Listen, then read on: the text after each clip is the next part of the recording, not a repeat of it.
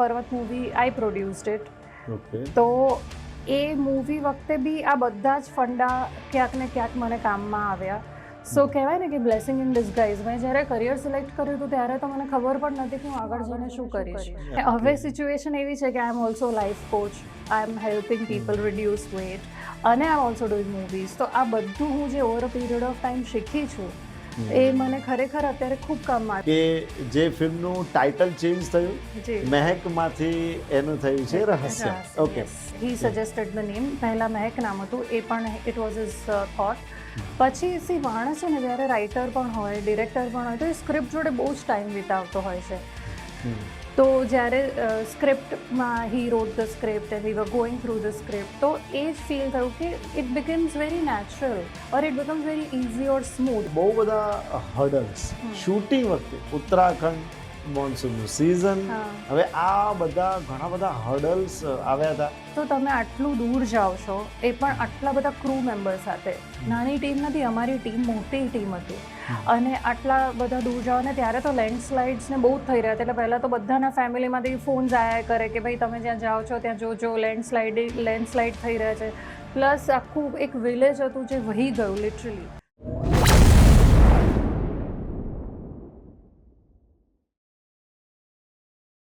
Hello friends, Kumar બાસ્કોપમાં આપનું સ્વાગત છે. હું છું આપની સાથે કુમાર. ભાઈ, આપણે આસિફભાઈ સાથે હમણાં જ એક પોડકાસ્ટ કર્યો. થોડા સમય પહેલાં એમની સાથે જે પોડકાસ્ટ થયો હતો ને તેમાં એક ફિલ્મની આપણે વાત કરી હતી, મહેક. પરંતુ આ મહેકનું નામ હવે ચેન્જ થઈને રહસ્યમ થયું છે. રહસ્યમ અંગે તો આસિફભાઈએ આપણને ઘણી બધી વાત કરી, પરંતુ રહસ્યમ કહો કે મહેક, તેમના જે હિરોઈન છે, મોસ્ટ બ્યુટીફુલ, ગોર્જિયસ સપના વ્યાસ આજે આપણી સાથે આપણા પોડકાસ્ટમાં જોડાયા છે. તો ચાલો સપનાબેન સાથે વાત કરીએ અને જાણીએ કે રહસ્યમ અને અત્યાર સુધીની તેમની કેટલીક લાઈફ જર્ની વિશે પણ થોડી માહિતી મેળવીએ. મેમ, અમારા કાર્યક્રમમાં આપનું ખૂબ ખૂબ સ્વાગત છે. Thank you so much. તમારો ઇન્ટ્રો જેવો હોય છે ને કે માણસનું 100 ગ્રામ વજન વધી જાય. પણ તમે નહીં વધવા દો, કારણ કે તમે હવે લોકો માટે એક આઇકોનિક બની ગયા છો. અને સૌથી મહત્વનું કહીએ તો તમને જોયા પછી ઘણા બધા સ્ત્રી પુરુષો બધાએ જ પોતાનું વજન ઘટાડવાનું શરૂ કર્યું કે મેં બહુ જ મોટિવેશનલ સ્પીચ આપી. બહુ બધે તમે આપી છે, તમે બહુ બધા લેક્ચર્સ આપ્યા છે, બહુ બધે તમારા સેમિનાર્સ થયા છે, અમે સોશિયલ મીડિયા પર જોતા હોઈએ છીએ. સો મેમ, આ ફિલ્મ આવી રહી છે તેની તો થોડી વાત કરીએ, પણ એ પહેલાં પણ આપણે થોડીક વાત કરી લઈએ કે આપણા બેકગ્રાઉન્ડ વિશે વાત કરીએ. આપનો જન્મ, આપનું સ્કૂલિંગ, કોલેજ લાઈફ, આ બધાની વિશે થોડી માહિતી આપો પ્લીઝ. સો મારા પેરેન્ટ્સ સિદ્ધપુરથી બિલોંગ કરે છે. પપ્પાનો જન્મ તો ચાણસમાં થયો છે અને પણ all his life is lived in Siddhpur, આમ કહી શકાય કનેક્શન વાઇઝ. અને I am born and brought up in Ahmedabad, એટલે મારું સ્કૂલિંગ, ઉછેર બધું અમદાવાદમાં થયું છે. પણ થેન્ક્સ ટુ પપ્પા અને મમ્મી સિદ્ધપુર જવાનું ઘણીવાર, એટલે બહુ જ બધી વાર ગઈ છું. સો દેટ્સ હાઉ ઇટ ઇઝ. અને રહી વાત સ્કૂલની, તો મેં MKમાંથી ભણી છું, GLS લો ગાર્ડન, જેનું લો ગાર્ડનની એક્ઝેક્ટ સામે મારી સ્કૂલ. અને then I went to Saint Xavier's college, ત્યાંથી મેં સાયકોલોજી સાથે બેચલર્સ કર્યું. Then I did MBA in marketing full time from Nirma University. અને પછી અમેરિકન કાઉન્સિલ ઓન એક્સરસાઇઝમાંથી હું હેલ્થ કોચ બની. ઘણા બધા ફિટનેસ રિલેટેડ કોર્સીસ મેં એમાંથી કર્યા. સો આ ઇન બ્રીફ મારું એડ્યુકેશન છે. અને મેં PhD પણ સ્ટાર્ટ કર્યું હતું under the guidance of a professor from IIM Ahmedabad. પણ મેં હાફ વે થ્રુ છોડી દીધું બિકોઝ આઈ ફેલ્ટ કે ત્યારે મારું કરિયર, એટલે ઇન ટર્મ્સ ઓફ ફિટનેસ, બહુ ચાલી રહ્યું હતું. બહુ ઇટ નીડેડ મોર અટેન્શન, કારણ કે આઈ વોઝ અ ન્યૂબી. તો હું બંને વ્હીકલ એક સાથે ડ્રાઈવ ના કરી શકી, એટલે I left my PhD half way through. Okay.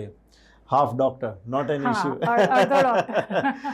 કોઈ વાંધો નહીં. પણ બહુ જે કહેવાય ને કે લોકોએ તમારું જે એક સેલ્ફ ટ્રાન્સફોર્મેશન છે, તમારું આખું જે તમે એક હતું કે તમે એમાં ઘણી બધી વાર તમે તમારી સ્પીચમાં પણ કીધું કે તમે આટલું પુટ ઓન કરી દીધું, દેન યુ હેવ રિડ્યુસ્ડ. બહુ એક જબરજસ્ત ટ્રાન્સફોર્મેશન થયું છે. આ આખી જે જર્ની હતી એ તમારી કેવી રહી? સો એટલે ઘણા બધા, એટલે હું છે ને ઓવરવેટ હતી કે મારું વજન થોડું વધેલું અત્યારે પણ છે. તો I was never unhappy under my own skin. હું તો ખુશ જ હતી, હું તો કોન્ફિડન્ટ જ હતી, કારણ કે માણસનું એક્સટિરિયર બદલાઈ શકે, ઇન્ટિરિયર તો એનું એ જ રહે. સો એક્સટિરિયર તમે ચેન્જીસ લાવો એટલે માણસ અંદરથી તો એ જ છે. So I was always happy under my own skin. પણ ત્યારે આઈ રિયલાઇઝડ કે હું ઓવરવેટ છું. People use to consider me like મારી નીસ જોડે એકવાર હું બહાર ફરવા ગઈ હતી ને, આઈ વોઝ ઇન કોલેજ, અને there was this guys next to me and said કે તમારી ડોટર બહુ જ ક્યુટ છે. અને હું ચમકી ગઈ. હું કોલેજ ફર્સ્ટ સેકન્ડ યરમાંથી, મતલબ મારી ડોટર નથી, શી ઇઝ માય નીસ. સો આવા સ્મોલ ઇન્સિડન્સીસના લીધે મને થયું કે જસ્ટ ફોર માય લુક્સ પહેલાં વજન ઉતારું. But then once I started this process, I realized that it's more than the looks. It changes you as a person. I was an introvert. Thanks to my career field, it made me an extrovert. I started talking, addressing a lot of audience. It changes you. It gives you discipline. It brings in consistency. It changes your perspective of life. It started with just looking good. But then my weight loss journey taught me a lot of things જે હું મારા કરિયરમાં પણ implement કરી રહી છું. બહુ સરસ તમે આ વાત કરી કે તમે જે વસ્તુ તમે એક્સપિરિયન્સ કરો છો અને પછી એને તમે તમારી લાઈફમાં એક્ઝિક્યુટ કરો છો, ત્યારે એ વસ્તુ બહુ જ બીજા માટે પણ પછી તો મોટિવેશનલ થઈ કે યસ આપણે આ કર્યું તો મારે પણ આ રસ્તે થોડું જવું જોઈએ. ઓનેસ્ટલી મારો ગોલ પણ એ જ હતો, બિકોઝ મેં જ્યારે વેટ લોસ કરવાનું સ્ટાર્ટ કર્યું ને, તો મારા પાસે કોઈ એવા એક્ઝામ્પલ નહોતા કે જે બિયોન્ડ ફિલ્મ ઇન્ડસ્ટ્રી હોય કે કોઈ મોટા કોઈ ઇન્ડસ્ટ્રીયલિસ્ટના સન ઓર ડોટર હોય કે જેમણે વેટ લોસ કર્યું હોય. મને એવું કોઈ એક્ઝામ્પલ જ નહોતું ખબર કે જે નોર્મલ મારા તમારા જે માણસ કે જેને ફિલ્મ ઇન્ડસ્ટ્રી સાથે કે એવું કોઈ લેવા દેવા નથી, એવા રેગ્યુલર કહેવાય ને લેમેને કોઈ વજન ઉતાર્યું હોય. તો I wanted to be that example, so that people feel કે આપણે પણ કરી શકે છે. If she can do it, I can do it too. અને એ જ ગોલથી મેં મારો વેટ લોસ વિડીયો યુટ્યુબ પર મૂક્યો. It went viral. મારો કોઈ એવો ગોલ નહોતો કે this will make me popular or anything. મારો ખાલી એટલો ગોલ હતો કે લોકોને એવું ફીલ થવું જોઈએ કે મારા તમારા જેવી સામાન્ય માણસ કોઈક વેટ લોસ કરી શકે છે, તો આપણે પણ કરી શકીએ છીએ. અને એમાં બહુ પૈસા ખર્ચવાના નથી હોતા. ખાલી એક વસ્તુ માંગે છે, ડિસિપ્લિન, ડેડિકેશન ને બહુ જ બધું સેક્રિફાઈસ, અને હા, ટન્સ ઓફ પેશન્સ. બહુ મહત્વની વસ્તુ છે, કારણ કે ધીરજ ખૂટી જતી હોય છે લોકોમાં કે ભાઈ હવે ક્યાં સુધી યાર, આ તો કંટાળા, અઠવાડિયું કે 2-4 દિવસ કોઈ વસ્તુને ફોલો કરે ને છતાં પણ લોકો કંટાળી જતા હોય છે. તમારા સ્ટડી અને ટ્રાન્સફોર્મેશન બાદ તમે આજે આખી વાત આવી કે ભાઈ કઈ એવી ઘટના ઘટી કે ભાઈ તમે પછી મીડિયા તરફ એકદમ તમારું વળવાનું થયું? સાચું કહું ને તો મેં કશું જ પ્લાન નથી કર્યું મારી લાઈફમાં. જે પણ થતું ગયું એ મેં એક્સેપ્ટ કરતી ગઈ. એમાં હું કહેવાય ને કે હા 100% ડેડિકેશન, મહેનત કરતી ગઈ. જેમ કે મારા કોર્સીસ, એટલે મેં વેટ ઉતાર્યું, લોકો પૂછવા લાગ્યા કેવી રીતે વેટ લોસ કર્યું, તો I started giving seminars, workshops.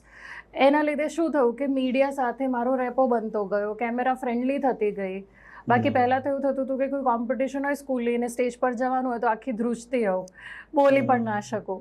પણ હવે સિચ્યુએશન બદલાવા લાગી, કારણ કે જ્યારે તમારો ગોલ, તમે ભૂલી જાઓ છો ને કે સામે કેટલા લોકો છે, તમે ત્યારે એ વિચારો છો કે મારે કંઈક આપવું છે, મારે કંઈક કોન્ટ્રીબ્યુટ કરવું છે. એટલે સ્ટેજ ફિયર ને એ બધું તો સાઈડમાં જતું રહે. Because you want to address the people from the bottom of your heart. You want to share something. તો એવી રીતે મારો મીડિયાને હું ગમવા લાગી, મને મીડિયા ગમવા લાગ્યો. Naturally it happened. બંને તરફ એક આકર્ષણ જાગી ગયું. વાત કરીએ તો તમારો જે સ્ટડી છે સાયકોલોજીનો છે અને માર્કેટિંગનો પણ છે, આ તમે જે વાત કરી, આ બંને વસ્તુની કદાચ આજના નહીં દરેક જમાનામાં કદાચ જરૂર છે અને હંમેશા રહેવાની છે. લોકોને સમજો અને માર્કેટિંગ એટલે તમારી જાતને પ્રેઝન્ટ કરતા શીખો. આ બંનેનો જે સ્ટડી છે એ તમને તમારા લાઈફ ટ્રાન્સફોર્મેશનથી લઈને આ ફિલ્મી કરિયર સુધી કેટલું ઉપયોગી નીવડે? બહુ જ ઉપયોગી છે, કારણ કે આપણે ultimately man is a social being, અને so you should know how to present your self. Or even મૂવીઝમાં, જેમ કે પર્વત મૂવી આઈ પ્રોડ્યુસ્ડ ઇટ. તો એ મૂવી વખતે બી આ બધા જ ફંડા ક્યાંક ને ક્યાંક મને કામમાં આવ્યા. સો કહેવાય ને કે બ્લેસિંગ ઇન ડિસગાઇઝ. મેં જ્યારે કરિયર સિલેક્ટ કર્યું હતું ત્યારે તો મને ખબર પણ નથી કે હું આગળ જઈને શું કરીશ. મેં સાયકોલોજીમાંથી માર્કેટિંગ એટલા માટે સિલેક્ટ કર્યું કારણ કે I am very emotional person.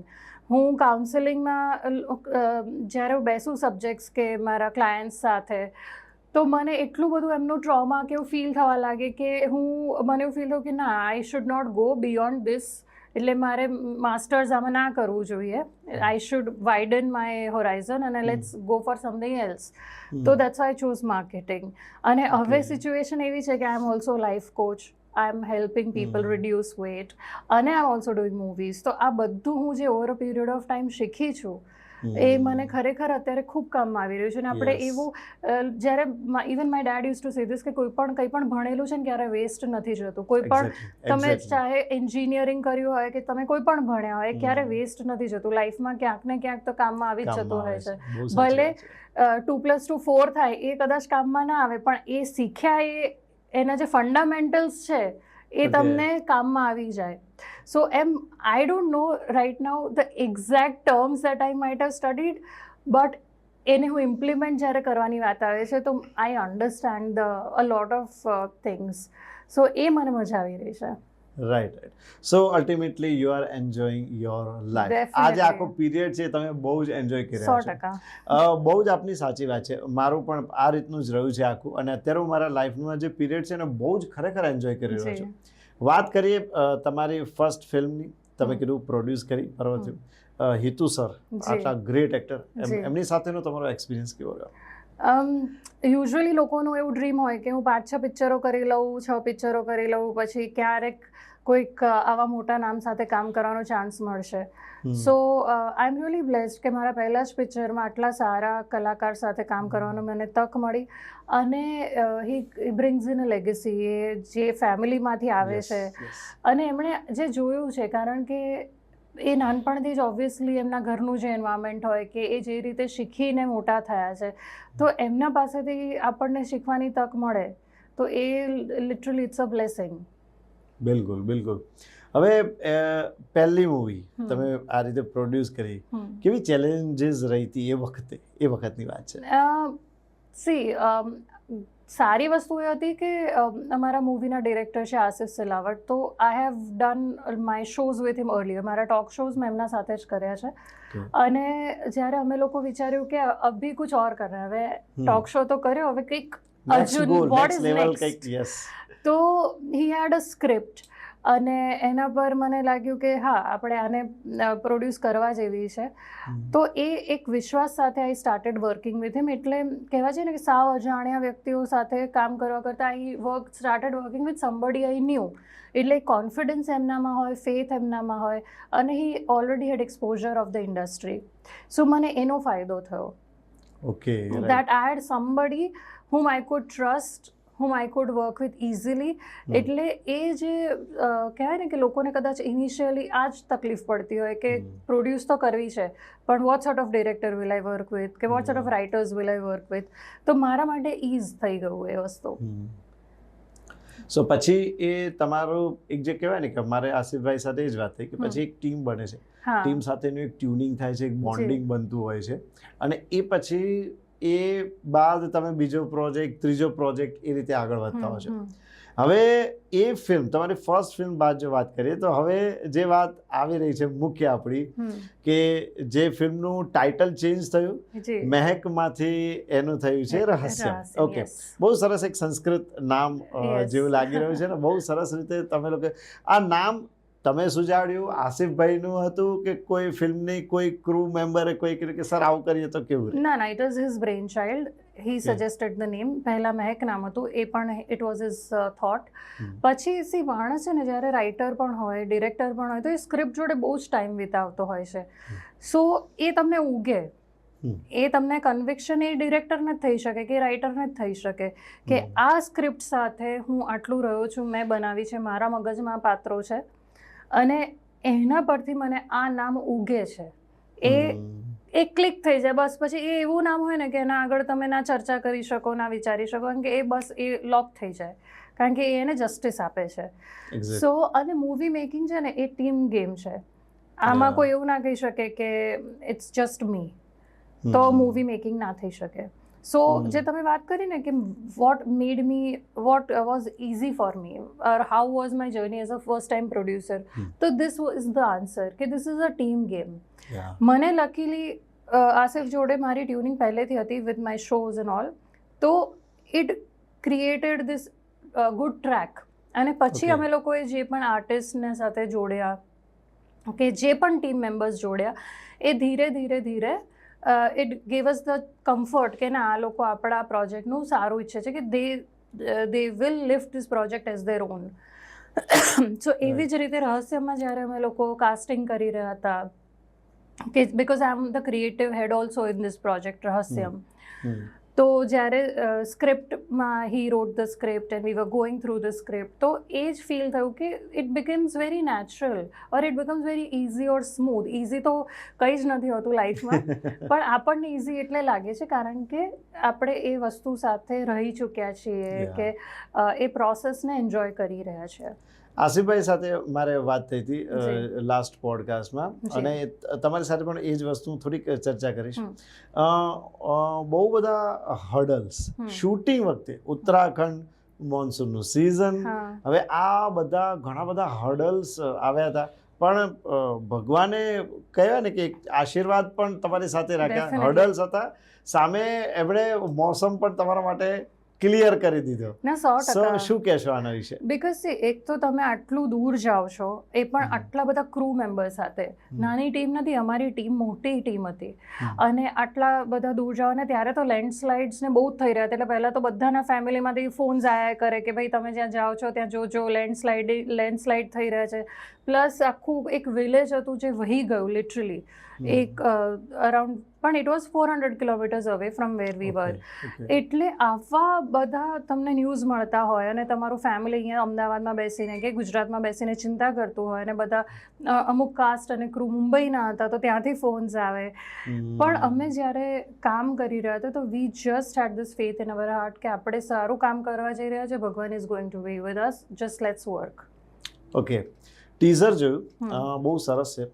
Dark mystery એક ટાઇટલ પણ અંદર આપેલું છે આસિફ સરે.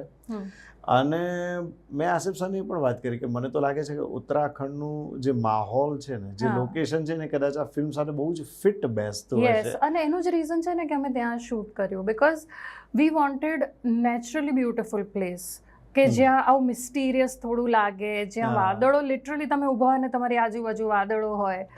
અને અમે જે એક દિવસ અમારો એવો હતો કે જ્યાં અમે આનો મૂવીનો મેઇન સિક્વન્સ જ્યાં શૂટ કરી રહ્યા હતા, ત્યાં અમે 33 અવર્સ શૂટ કર્યું હતું વિધાઉટ એની બ્રેક.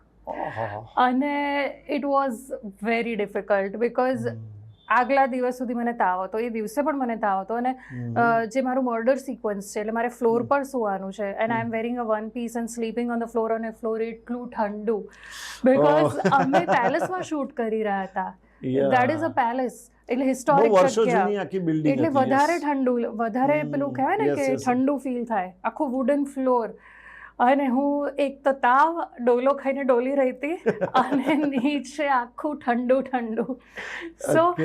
સો મેની અવર્સ, અને લિટરલી જ્યારે એ સીન પતાવીને ઊભી હતી ને, આઈ ટુ હોલ્ડ અમારા એડીનો hand and I to get up, અને હું લિટરલી મને ચક્કર આવી રહ્યા હતા. સો એટલે આપણે જ્યારે જોઈએ છે ને, કે હું પહેલાં છે ને જ્યારે મૂવીઝ જોઉં ને તો હું આટલું સમજી જ નથી શકતી, પણ હવે જ્યારે શું કહેવાય કેમેરાની આ બાજુ છું ને, તો મને ફીલ થાય છે કે હું એ લોકોને રેડી રાખું કે ટોલ્સ વોલ્સ લઈને ઊભા રહો, જલ્દી, હું જેવી ઊભી તો મને આપી દો, બહુ ઠંડી ચડી ગઈ છે. સો એટલે આ બધી ચેલેન્જીસ વિશે પણ હવે જોઈએ છે રેટ્રોસ્પેક્ટ, તો મજા આવી આવી કે યાર આપણે આવું બી કરી નાખ્યું. હવે શું થાય ખબર છે મેમ, કે જ્યારે તમે બીજાની મૂવી જોવો ને, હવે તમને એમ થાય કે ના યાર, આની પાછળ કેટલી મહેનત કરી છે. હિટ ફ્લોપ અલગ વસ્તુ હોય છે, પણ જ્યારે તમે એ પ્રોસેસમાંથી પસાર થયા, જે હમણાં થોડા સમય પહેલા તમે વાત કરી કે તમે પ્રોસેસમાંથી પસાર થાવ ને, તમે એને એન્જોય પણ કરો ને, તમે એ સિચ્યુએશનની તમે પોતે પણ સમજો, સામેવાળાની હોય તો તમે એને પણ સમજી શકો. હવે વાત કરીએ તમારા કેરેક્ટરની. ભાઈ, આમાં તમારું કેરેક્ટર કેવું છે, અને કઈ રીતે તમે એને ન્યાય આપવા માટેના પ્રયત્નો કર્યા છે? આસિફ સરે જ્યારે આ વસ્તુ ડિરેક્ટ કરી, કોઈ ક્લેશિસ થયા હોય કે ડિરેક્શન વખતે, કેરેક્ટરને નિભાવતી વખતે, કંઈક થોડીક આવી બધી મજાની વાત? પ્રીમાં એટલે જ્યારે અમે પ્રી પ્રોડક્શનમાં હતા ત્યારે જ ઘણા બધા વસ્તુઓ જે કદાચ એવું હોઈ શકે કે આનું મને મારા મનમાં આવું છે કે આ મહેક મારું કેરેક્ટરનું નામ છે તો મહેકને આપણે આવું કરીએ તો આમ કરીએ તો એ બધું પ્રીમાં અમે પતાવી દીધું હતું જે બી મેટર હશે એટલે ફ્લોર પર જઈને કોઈ પણ મતભેદ નહોતા થયા. સો પ્રીમાં ઘણી મહેનત કરી હતી કે કેરેક્ટર કેવું હશે. સો મહેક એક સ્ટ્રોંગ હેડેડ બિઝનેસ પર્સન છે. She is a working female અને એના ઇક્વેશન્સ કેવા હશે, એની લેંગ્વેજ કેવી હશે, એનું આખું કેરિકેચર એટીટ્યુડ કેવું હશે, તો એ બધું અમે ડિસાઈડ કરેલું હતું પહેલેથી જ. સો ઇઝી પડ્યું ફ્લોર પર.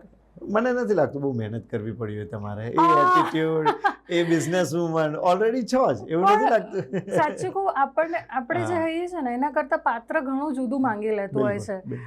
એટલે ઘણીવાર મહેનત, એટલે કેવી મહેનત કરવી પડે કે આ નથી બતાવવાનું, આ કેરેક્ટર આવું છે, થોડુંક આ નથી બતાવવાનું, આપણે નેચરલ સેલ્ફ નથી રહેવાનું.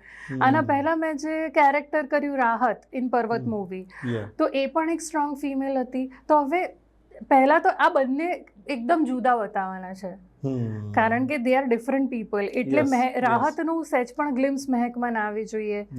સો અને I am a newbie, I am a new person in the industry. તો મારું તો સેકન્ડ મૂવી છે.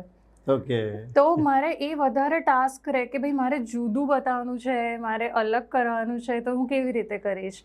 એટલે that all needed a lot of work. પણ મને તો એવું લાગે છે, હજી મૂવી જોયું નથી, જોયા પછી આમ તો અમને ખબર પડશે, થોડો એક્સાઇટેડ છું. પણ મને તો એવું લાગે છે કદાચ દર્શકો એ રીતે પણ નિરાશ થાય કે ભાઈ હવે તો સપના મેમ હવે તો નહીં જોવા મળે. આવું દર્શકોને ફીલ થશે ખરું? ના એવું નહીં થાય. થ્રુ આઉટ તમને દેખાઈશ તો ખરી, સાવ એવું નથી, મારો કેમિયો નથી. રાઈટ. ચલો, એક સારી વસ્તુ છે કારણ કે જ્યારે એક મૂવીમાં બધું જ આમ ઇન્વોલ્વ થઈ જતા હોય ને બધા ટીમના. હવે ટીમની જો વાત કરીએ તો તમે આ મૂવીમાં તમે ઓલરેડી કહી દીધું કે પ્રી પ્રોડક્શનમાં બધું જ ક્લિયર હતું. આસિફ સરે પણ સેમ વાત કરી હતી કે પછી ત્યાં કોઈ ડાઉટ હતા નહીં, પણ છતાં પણ ટીમ સાથેના, મૂવી સાથેનો કોઈ યાદગાર પ્રસંગ? ઘણા બધા છે, પણ એક ચેલેન્જિંગ પ્રસંગ મને અત્યારે top of the mind recall થઈ રહ્યો છે કે અમે લોકો અમદાવાદ પાસે જ એક શૂટ કરી રહ્યા હતા. પોલીસ સ્ટેશનનો એક સીન હતો અને એ પણ અમારું તો ઓલ નાઇટર જ હોય. અમે લગભગ બધા જે પણ અહીંયા શૂટ કર્યા છે આખી રાતો શૂટ કર્યું છે. તો અમે લગભગ 3-4 વાગે બધા પાછા આવવાના હતા. એટલે we all had our own cars and everything. એટલે અમે નીકળી ગયા. પછી અમારા જે લીડ છે, મેલ લીડ છે, ઉત્સવ નાયક. સો એમનો અધવચ્ચેથી કોલ આવ્યો જ્યારે અમે બધા નીકળી ગયા. એ દિવસનું પેકઅપ થઈ ગયું. તો અરાઉન્ડ 3:30-4ની આસપાસ એ કોલ્ડ કે હું પ્રોબ્લેમમાં છું, મારી ગાડીમાં સાપ છે. ઓ માય ગોડ, શું વાત છે? સો એમની કારના ડેશ નોટ વાઇપર પાસે there was a big snake. Viper પાસે વાઇપર હતો? હા. અને એ પણ પછી બધા આપણે અમારી ટીમ બહુ એન્થુ કટલેટ તો ખરી જ. એમણે શોધ્યું કે આ કયો સાપ છે ને કેટલો ડેન્જરસ છે ને આમ છે ને તેમ છે ને. તો એમને શોધ્યું કે ભાઈ આ તો એકદમ પોઈઝનસ સ્નેક છે ને આમ છે. એમના જોડે ઉત્સવ was also going to drop the makeup artist અને એવી રીતે. તો 3-4 જણા ટીમના હતા એમના કારમાં અને બધાના સામે સાપ. અને એ લોકો ઓલરેડી ડ્રાઈવ કરી રહ્યા હતા, તો સાઈડમાં કાર મૂકી. પણ મને એ દિવસે ખૂબ જ ઘમંડ અને ગર્વ થાય છે અમારી ટીમ માટે કે એમણે ગ્રુપમાં એક ટેક્સ્ટ કર્યો કે આઈ એમ ઇન ટ્રબલ, અહીંયા સાપ છે મારી કાર પર. તો અમારા એડીઝથી લઈને પ્રોડક્શન ટીમ બધા સ્નેક રેસ્ક્યુ ને એનિમલ રેસ્ક્યુ જે હોય એમને રાતે ફોન કર્યા. એમના ઘરે કોઈક સૂતું હતું તો એમને ઉઠાડીને લઈ આવ્યા. અને બધા આટલું ઓલમોસ્ટ 18-19 અવર્સનું કામ કર્યા પછી પણ પોતાના ઘરે જવાના જગ્યાએ એ લોકો ઉત્સવ નાયકને હેલ્પ કરવા માટે બધા પહોંચી ગયા. તો આ મને બહુ જ ગમ્યું હતું. યસ રિયલી આ પણ એક ટીમ વર્ક હતું. Yes, apart from movie. Yes. અને ફરજ નથી ને કોઈની, steel they vent out of their way and help him. તો મને બહુ જ ગમ્યું એ દિવસે. ના પણ આમ તો જો આપણે જનરલી કહેતા હોય છે કે કોઈ વ્યક્તિને જ્યારે મુશ્કેલીમાં મદદ કરીએ ને ત્યારે જે વસ્તુ સાચું કહેવાય કે ભાઈ friend in need is a friend indeed. એ અહીંયા એકચ્યુઅલી જોવા મળી રહ્યું છે કે તમારી ટીમ ત્યાં પણ ટીમ વર્ક કરી રહી હતી. પણ આ પહેલી વાર સાંભળ્યું આટલા વખતથી પોડકાસ્ટ કરું છું સાપ સાપ હતો, કોઈની બોલો. કારમાં હોય અને એ વ્યક્તિએ સાપનો સામનો કર્યો. હા. ઉત્સવભાઈ આવવાના છે, Right. એમને હું આ ચોક્કસ For પૂછીશ, sure. સાપ સાથેનું બોન્ડિંગ કેવું રહે. ઓકે, સો એને બે રીતના Yeah. સાપનું પૂછ્યું, કારણ કે મારું નામ છે સપના, એટલે અમુક લોકો અચ્છા. મારા ફ્રેન્ડ્સ મને કહે છે સેપ, અને એનું બગાડીને અમુક લોકોએ સાપ પણ કરી નાખ્યું છે, એટલે બંને સાપ જોડેનું બોન્ડિંગ પૂછી લેજો. યસ, શ્યોર કે ભાઈ સેપ અને સર્પ આ બંને વચ્ચેનું બોન્ડિંગ તમારું કેવું રહ્યું. નહીં, ઇટ્સ અ ગુડ થિંગ કે એક ટીમ વર્ક ત્યાં જોવા મળે. Yeah. ઉત્સવભાઈ સાથેનું જે આખું તમારું એક કેરેક્ટર આવી રહ્યું છે, હા. એમની સાથેનું તમે એમના વાઇફ છો કદાચ, એ હા, રીતનું છે, હા, એ બોલતા જોવા મળે, હા. મેને આપણી બીવી કા ખૂન નહીં નહીં કિયા, કે, એવું હા, જોશથી હા. એ બધું કહેતા હોય છે. પછી એક સીન પાછો એવો પણ છે કે જેમાં હાથ લોહીથી હા, રંગાયેલા એ છે, જ તો છે. સિગરેટ પી રહ્યા છે. યસ યસ, મિસ્ટ્રી બહુ જબરજસ્ત છે. જી. પણ ઓવરઓલ જે એમની સાથેનો કામ કરવાનો અનુભવ, આ તમારો ફર્સ્ટ હતો. તમે હા. આસિફ સરે પણ એમના વખાણ બહુ કર્યા હા, હતા. હા. સો કરી જ દીધા વખાણ તો હું ના કરું. ના ના, તમે કહો, તમે તમારો એક્સપિરિયન્સ કહો, બિલકુલ કહો. સો ઉત્સવ સાથેનું મારું ફર્સ્ટ મૂવી છે, અને મજા આવી, કારણ કે આના પહેલાં એવું કોઈ રેપો નહોતો મારો ઉત્સવ જોડે, but because of this movie I got to know him, અને is also very easy to work with and very open to suggestions. અગર કંઈ પણ આપણે કહીએ તો એવું એને સિનિયોરિટીનું કોમ્પ્લેક્સ નથી કે મને કેમ કીધું. He would very much welcome it, અને મજા આવી. અમારા બધા જ કો-સ્ટાર્સ, ઉત્સવ હોય, પ્રિન્સ હોય, મોહિત શર્મા છે, બંસી રાજપૂત છે, ઝંખના છે, મકરંદ શુક્લા છે, તો એ બધા સાથે બહુ જ મજા આવી, કારણ કે આટલું એક સાથે કામ કરતા હોય, પ્લસ પેલું કહે ને હોસ્ટેલ લાઈફ જીવી નાખી અમે, કારણ કે ઉત્તરાખંડ ગયા એટલે બધા સાથે ને સાથે. Yes yes yes. તો એમ કહે ને કે હોસ્ટેલ જેવું ફિલિંગ આવે, કે સવારેથી રાત સુધી કામ કરો, પછી કંઈ બી હોય તો એકબીજાને હેલ્પ કરો, કે એની ટાંગ ખેંચો, કે એ કરો, તો એટલે સારું મજાક એવું. મસ્તી પણ હા બહુ થઈ. હા, બહુ જ. Okay okay. સચા, તમે આ ફિલ્મમાં ઓનલી એક હિરોઈન તરીકે છો કે પછી પ્રોડ્યુસર પણ છો? કઈ I am a creative head of the project. Creative head, હા, okay. અને I am also the actor. બસ આટલું જ છું. ઓકે અને પછી જો તમારે બહુ જ ડિટેલમાં જાણવું હોય તો હું ડ્રાઈવર પણ હતી. ઓકે. ઘણી વાર મેં સ્પોટનું પણ કામ કર્યું છે. વેરી નાઇસ, શું વાત છે. એટલે બહુ જમીનથી જોડાયેલા અરે વ્યક્તિ બહુ છો. જ બહુ જ જમીન, ટ્રાફિક. Yes yes yes.